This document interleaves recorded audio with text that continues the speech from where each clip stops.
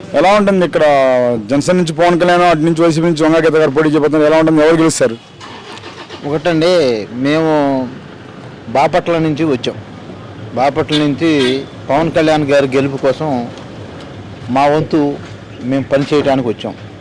ఇక్కడికి వచ్చిన తర్వాత పవన్ కళ్యాణ్ గారు ఒక మంచి మెజార్టీతో గెలుస్తాడని చెప్పి ప్రజల్లో ఒక మంచి వాతావరణం ఉన్నది.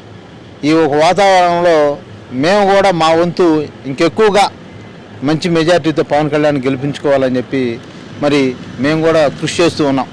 బాపట్ల నుంచి అంటే దగ్గర 300 కిలోమీటర్ల నుంచి వచ్చి మరి దివ్యాంగులు సమస్యల మీద పవన్ కళ్యాణ్ గారు ఎప్పుడు మాట్లాడతాడు కాబట్టి ఒక దివ్యాంగుల జన సైనికుడిగా నేను పవన్ కళ్యాణ్ గారికి మా వంతు మేము పనిచేయడానికి వచ్చాం. మరి కూటమి నుంచి టికెట్ ఆశించాడు ఇక్కడ వర్మ గారు.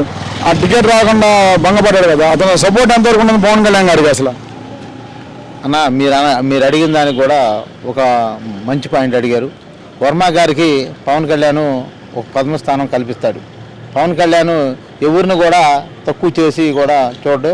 ఆయన వర్మ గారు కూటమిలో ఉన్నప్పుడు వర్మ గారు పవన్ కళ్యాణ్ గారి టికెట్ కోరంగానే వర్మ గారు ఆయన సంతోషంగా పవన్ కళ్యాణ్ గారికి ఈ టికెట్కి పనిచేస్తున్నాడు కాబట్టి వర్మ గారికి పవన్ కళ్యాణ్ గారు పూర్తి స్థాయిలో న్యాయం చేస్తాడు. ఆయన అంటే గౌరవం కూడా ఇస్తాడు. మన అధ్యక్షులు పవన్ కళ్యాణ్ గారు ఒక మంచి మనస్తత్వం గలవాడు. రాష్ట్రం కోసం, రాష్ట్ర ప్రజల కోసం ఆయన తగ్గి ప్రజల కోసం, రాష్ట్రం అభివృద్ధి కోసం ఆయన పనిచేస్తూ ఉన్నాడు. చెప్పన్నా.